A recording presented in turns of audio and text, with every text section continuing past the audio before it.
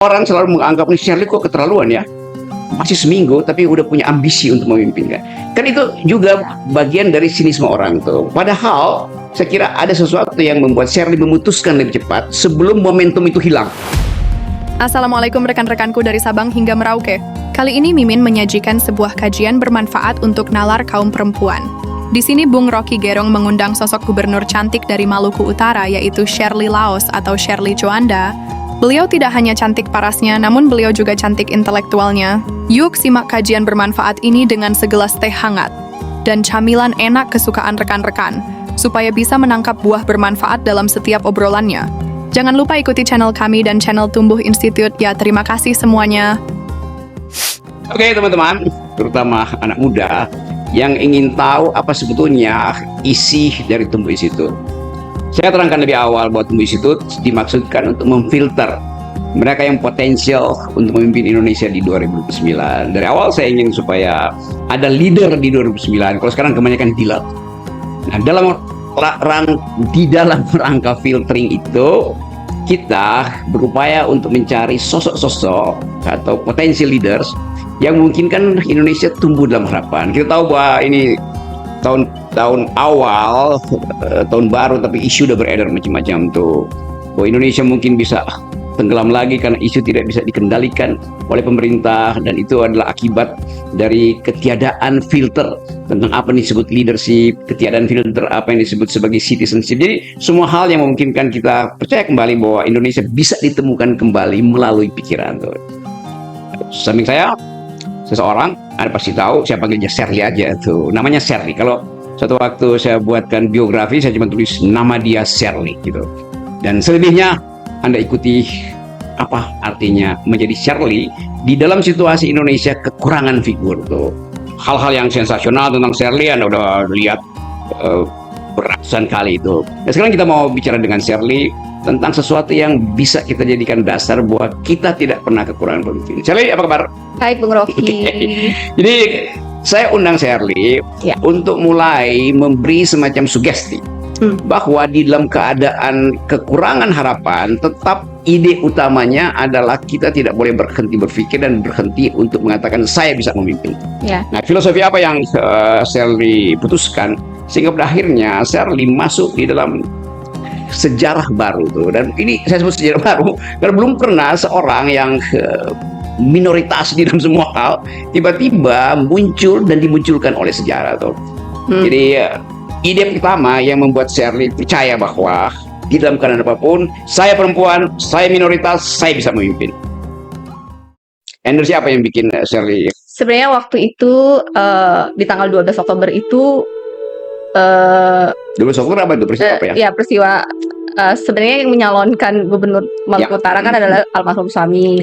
Kemudian di 12 Oktober ada kecelakaan sehingga beliau meninggal. Dan diberikan waktu oleh KPU waktu hanya 7 hari untuk segera menentukan penggantinya siapa. Nah, di tanggal 13 banyak yang datang untuk partai politik terutama dan para relawan semua meminta saya untuk menggantikan beliau. Saya potong di situ dulu ya.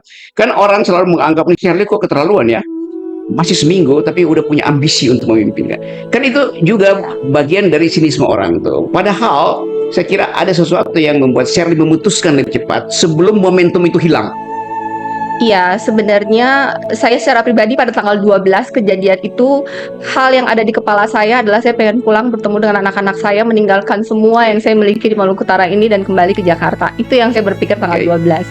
Kemudian malamnya saya berdoa, minta hikmat ke Tuhan, minta saya untuk bisa mengerti dan menerima apa yang sedang terjadi ini. Tanggal 13 saya bangun dengan keadaan yang lebih tenang dan banyak yang menelpon dari partai politik, relawan, pendukung, WhatsApp. Ketika tiba di Jakarta pun semuanya datang menanyakan bagaimana, harus ada yang menggantikan, kalau tidak didiskualifikasi. Kemudian yang saya bayangkan adalah sia-sia dong. Berarti selama ini saya setiap malam mendengar cerita gagasan besar dari seorang Benny Laos tentang Maluku Utara, bagaimana yang sudah dilakukan di Morotai, apa yang dia melakukan di Maluku Utara. Dan saya selama 12 hari tersebut dan sebelumnya pun saya melihat ada ketimpangan sosial di pulau-pulau, masyarakat yang menaruhkan harapan menginginkan ada perubahan, semuanya bercampur aduk dalam pikiran saya. Saya pengen menjadi egois dengan hanya kembali bersama dengan ketiga anakku, tapi di satu sisi saya juga mengingat semua harapan ibu-ibu yang dititipkan kepada saya, kepada almarhum, dan kemudian saya membayangkan gagasan besar dari seorang Benny Laos akan hilang begitu saja ketika saya tidak melanjutkan, dan relawan bertelepon, menangis, WhatsApp, DM, dan banyak yang terjadi saat itu. Dan akhirnya saya bilang saya akan bertanya ketiga anak saya, apapun keputusan mereka saya akan lakukan. Dan ketika saya berkomunikasi dengan ketiga anak saya yang 1, 2, 3 memutuskan, Mami lanjut. Jadi teman-teman, bayangkan misalnya dalam 12 hari, Shirley yang biasa diasosiasikan sebagai istri, sebagai perempuan yang hanya beroperasi di wilayah private, akhirnya nyebrang ke wilayah publik. Jadi itu juga menunjukkan bahwa keperempuanan itu seringkali didorong untuk tidak boleh keluar dari wilayah privacy, wilayah keluarga itu. Ya. Tetapi kita tahu bahwa begitu ada panggilan sosial, ada panggilan psikososial, keperempuanan itu berubah dari makhluk privat menjadi makhluk publik. Ini juga pelajaran bagi kita yang sangat patriarki melihat bahwa politik itu adalah urusan laki-laki. Bukan. Politik dari awal ada urusan ekonomi yang kata dasarnya adalah rumah tangga tuh. Jadi di dalam rumah tangga justru di situ public policy dibuat tuh. Ya. Dan kadang-kala kita nggak ngerti bagaimana ethics of care dari perempuan itu, tiba-tiba udah tersedia sajian di meja tuh tanpa si pria tahu tuh dari mana sumbernya tuh. Jadi kepemimpinan itu dimulai dari kemampuan untuk menghasilkan keadilan, dan seringkali saya anggap bahwa rahim perempuan itu adalah sekolah keadilan pertama. Setiap perempuan yang melahirkan, mengandung bayinya, dari awal dia sudah membagi nutrisi dengan bayinya. Dia membagi kecemasan dengan bayinya tuh. Jadi perempuan itu adalah distributor keadilan sejak dari rahimnya tuh.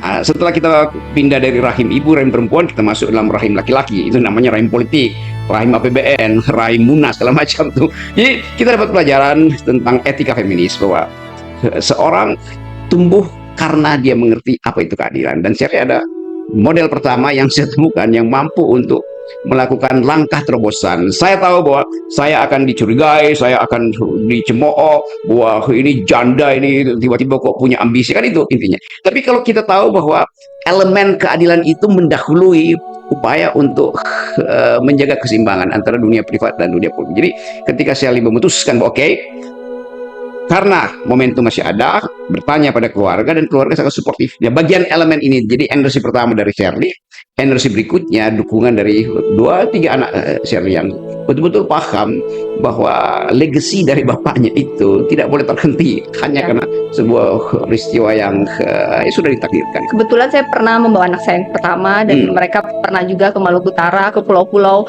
melihat langsung kondisi di sana, membandingkan dengan kehidupan mereka di Jakarta, dan mereka melihat bagaimana papanya almarhum yang memang benar-benar mendedikasikan dirinya, benar-benar passionate dalam turun ngelihat satu-satu. Mereka melihat itu, dan kemudian saya sendiri merasa bahwa memang bahwa ada saya perempuan. Saya selalu kalimat pertama saya itu perempuan. Tidak pernah dalam sejarah Maluku Utara itu perempuan menjadi pemimpin. Maluku Utara itu dunia yang sangat laki dengan selama ratusan tahun, dengan 4 kesultanan secara kultural dan budaya. Tetapi saya tidak pernah merasa bahwa menjadi perempuan adalah kelemahan. Saya tidak pernah menjadi perempuan adalah kelemahan. Saya selalu merasa bahwa perempuan itu, ya mungkin kita kelihatan lemah, kita kelihatan lembut, tapi saya selalu merasa perempuan itu punya kekuatan internal yang sangat kuat. Apalagi karena saya juga sudah menjadi seorang ibu, menjadi seorang ibu rumah tangga. Semua ibu dan sebuah ibu rumah tangga tahu kekuatan yang kita miliki sebagai seorang ibu dan ibu rumah tangga itu selalu ada kekuatan ekstra itu. Tetapi kemudian saya memahami bahwa akan ada penolakan, tetapi waktu itu tidak terpikirkan menjadi penghalang. Saya hanya fokus untuk melanjutkan gagasan besar untuk Maluku Utara, dan berjalannya dengan setelah proses KPU selesai 7 hari dan mulailah bermunculan karena saya perempuan. Tapi saya merasa itu adalah, kalau dibikin SWOT analysis, saya merasa itu malahan strength saya. Karena kita ada 4 paslon, dan 3 ada laki-laki. Saya satu-satunya perempuan, dan perempuan mewakili sekitar 52% dari Maluku Utara. Dan saya selalu bilang, yang paling mengerti perempuan adalah perempuan itu sendiri. Nah, oke. Jadi saya belajar untuk mengerti melalui cara itu. Dan saya bilang buat yang laki-laki, jangan khawatir, karena yang paling peduli dengan kalian adalah ibu kalian. Saya adalah seorang ibu, dan saya akan menjadi ibu untuk kalian semua. Oke.